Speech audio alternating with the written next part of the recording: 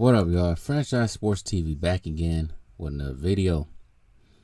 So I'm about to start a little new series. Probably take me until maybe the beginning parts of the season. Who knows? But I'm a Bucks fan, right? And I really haven't talked much about their history at all. Some of their history I was not alive for, of course. So the 1970-71 Bucks season, of course I was not alive. So I don't really get to feel what really happened. But I'm still going to talk about it because I'm still learning everything about it. So going into the 1970-71 season as we began, the Bucks was entering the third season in the league. The previous season, they came off a positive season, 56-26, second in the East. And they were still in the East. I think they went to the West the next year.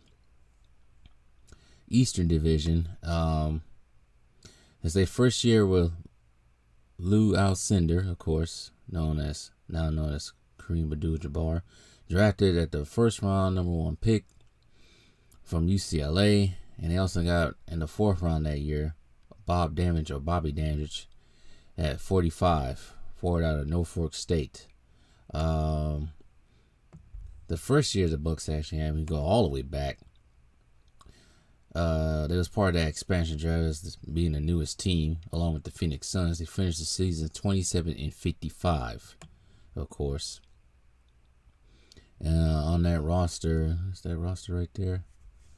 On that roster, they only had that first year. They only had Wayne Embry, John McLaughlin, Flynn Robinson, Guy Rogers. But like I said, the next year they will get Kareem and Bobby Dandridge, finishing 56-26 under Larry Costello. Now, going into the 70-71 season, they would acquire in free agency Oscar Robertson. Now, Oscar Robertson was part of that, if I can think back to the history of it, he was trying to get himself out of there. He was, see here. Let me see here.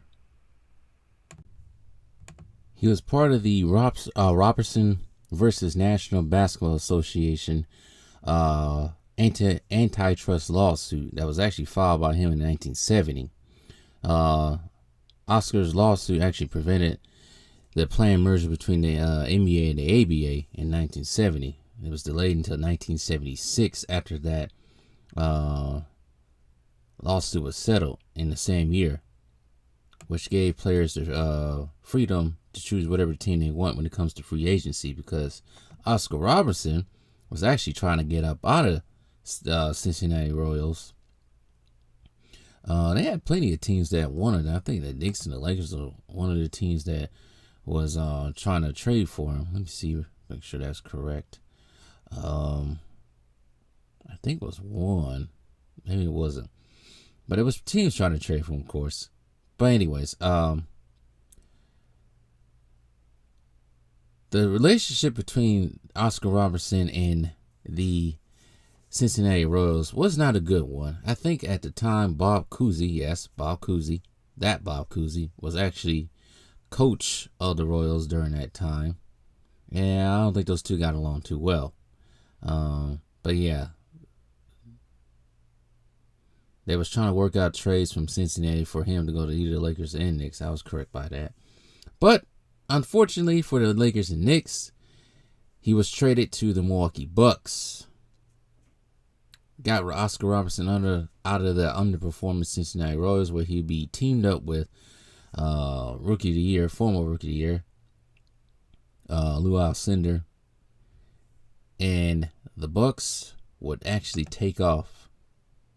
That was the only piece they really needed.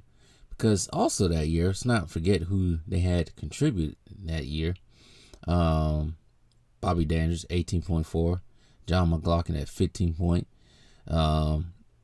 key reserves such as Lucius Allen, Bob Boozer, and Dick Cunningham as well. The 70-71 season included a 20-game winning streak, which was actually the longest at the time, ranked 5th all-time right now.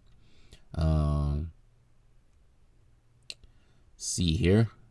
The Bucks that year started in October, because that's when the season started, October. They finished October that year. That year 5-1. November they went 13-2. 13-2. Only losing to the Knicks in back-to-back games. Then December probably was a worse month record-wise. Yes, it was. No, I take that back. It was not. December they finished 10-4, losing only to Baltimore, Phoenix, Cincinnati, and Philadelphia. Just to keep in mind, Phoenix Suns were actually in their division along with the Bulls. And I think the other team could have been Portland. Detroit. Not Portland, Detroit. They finished January 13-2, only losing to, once again, the Knicks and the Hawks. And they finished February 15-2. The best, one of their best months, finishing at home. I think they didn't lose at home. They didn't lose at home in December or February. They would lose to Portland on the road, the Lakers on the road, and that would be it for the rest of the month. They kept on winning. March, not so great. They started out March fantastic. I think that was the tail end of that winning streak. Make sure that was at the tail end of the winning streak. Let's see here. It could have been. I think it was. Yeah, it was. The winning streak was snapped by Chicago in a road loss and overtime. They would proceed to lose 2 more games in a row against the Knicks and the Suns. Beat the Suns again in Phoenix, but lose the last 2 games of the season to Seattle and the San Diego Rockets. Now known as the Houston Rockets, of course. But yeah, that's how they finished the season, 66-16. The high man for the regular season was, of course, Lou Alcindor, Kareem at 31.7. Oscar Robertson finished at second, 19.4. And like I said, Bobby Dandridge and John McLaughlin were the 3rd and 4th highest scorers on that team. Kareem shot 57.7% from the field, 69% from free throw. As well, most of the shots were at the basket anyways. Averaging 16 rebounds as well and 3.3 assists. In the playoffs, they will start the playoffs on the road, even though they was the number 1 seed overall, I think, that year at 66-16. I think behind it was the Lakers in the West. But they would start the playoffs on the road against the San Francisco Warriors, playing in the Oakland Coliseum, winning 107-96. Oscar Robertson actually finished with 31 and 9. The next game they would play in Milwaukee. Actually, they didn't even play that game in Milwaukee. They actually played that game in Madison. For reasons, let me find out. Why did they play that game in Madison? They did not play that in Milwaukee. They played it in Madison. They don't really say why they played that game in Madison. They don't know why. But anyways, it's not important. Let's go on. They win the next 2 games against San Francisco in Madison. Well, Kareem scoring 26 one game and 33 the next game. They would lose to San Francisco by 2 in Oakland. But they will bounce back and win Game 5 in Milwaukee. That's not even Milwaukee. They played in Houston. Played in Madison again, with John McLaughlin being the high man with 28. But Lou Alcindor did record 17 rebounds. The next round, they would play the Los Angeles Lakers. It's funny. back when I was probably 16, 17, I think I was in high school because I went to high school in California. Most Laker fans, these freaking Laker fans, didn't even know that Milwaukee was in the West. They didn't even know that Milwaukee and the Lakers played against each other several times in the 70s because they played in the West. Did not know the Bucks actually beat the Lakers to get to the NBA Finals. So that tells you how much history is not really shared. But I'm sharing it right now with y'all. So, Game 1 was now played in Milwaukee at the Milwaukee Arena, now known as the UW Milwaukee Panthers Arena. That's what it's known as. The Bucks will beat the crap out of the Lakers. This Lakers team was actually led by, of course, Elgin Baylor, Jerry West, and of course, I think this might have been Wilt Chamberlain's first year with the Lakers. So, what does that tell you about this Bucks team? That they beat Wilt, Jerry West, and Elgin Baylor. Let's keep going. So this was the conference finals because they didn't play a first round. They only played semifinals or conference finals. So they'll beat the Lakers, beat the pants off the Lakers again, 91-73 in Game 2. Well, Kareem only scoring 22. Game 3, which was in LA at the Forum, they would lose to the Lakers. They only got L to the Lakers, but they will win another one in LA, 117-94, another butt beating. Kareem will score 31 and get 20. And then Game 5 was back in Milwaukee. Greg Smith scored 22, but Kareem and Bobby Daines will both get 15 rebounds apiece. The Bucks will win 116-98. I think they held Wilt to, let's see that game. They held Wilt to 23 points and 12 rebounds that game as well. Actually, Pat Riley was on that team.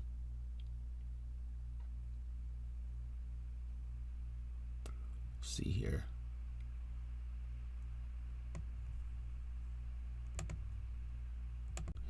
But in the Lakers' defense, Wilt was a little bit older, and Elgin Baylor did rupture his Achilles as well that same year, and West injured his knee and was out for the rest of the season. So it was only Wilt and Gail Gilchrist and Pat Riley. So I do gotta make sure I get my facts straight with that one.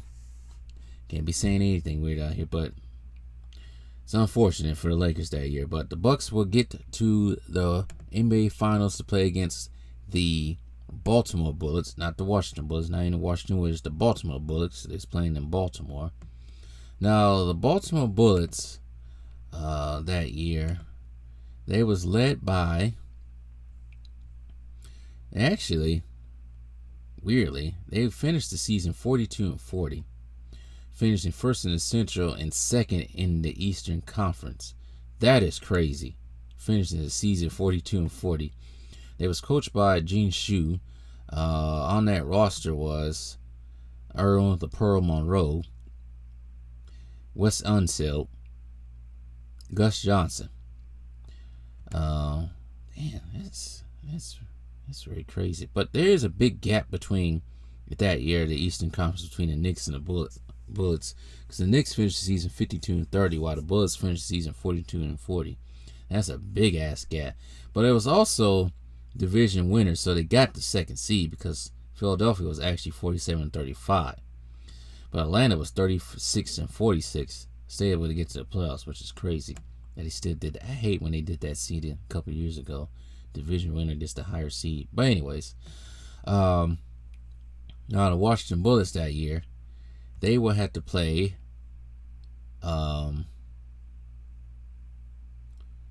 it was not a, I wouldn't say they was a bad team, but they, records wise, whew. But anyways, starting on the playoffs, they would play Philadelphia, beating them 4-3. They actually lose game 1. The conference finals, they will play the New York Knicks. They actually started out the conference finals that year down 2-0. They will win the next 2 games, led by, of course, the Pearl Monroe in West Onsell. They would lose Game 5 to the Knicks, but they would win the next two in astonishing fashion. Actually, Game 7 was a nail biter, it looks like. So here we go.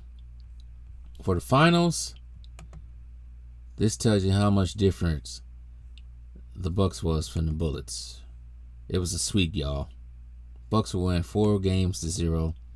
Kareem had 31-17 Game 1, 27-24 Game 2 in Baltimore.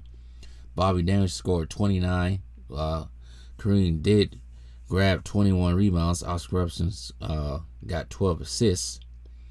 And Oscar Robertson in the Game 4, in the closing game, he would grab 30 points and 9 assists, winning at a score 118-106 in Baltimore at the Baltimore Civic Center, which is now known as CFG Bank Arena. Was actually this arena is still around, but actually Kevin Durant and his investment team actually had a big part in renovating this stadium, so it's still around. But the Bucks will get their first ring. Kareem, I think, got MVP that year in the finals, but Kareem averaged 26 and 17. Bobby Daniels was actually the second highest scorer in the playoffs, 19.2, with Oscar Robertson is third, 18.3. Kareem would get the only awards that the Bucks would get actually that year. Kareem got NBA scoring champion, regular season MVP, and finals MVP as well. And that pretty much explains their whole entire championship season. That would be their first ring. First time in the playoffs. First time in the finals. And I think they're the only team. I think they are the only team to come into the NBA as an expansion team and the fastest team to win a championship. It only took them 3 years. 3 years to do this. But that's what happens when you draft Kareem and get Oscar Robertson in the trade. So that pretty much explains the 1970-1971 Milwaukee Bucks season ending in glorious fashion. But stick around for part 2 for the 1973 finals run. Tell me what you guys think.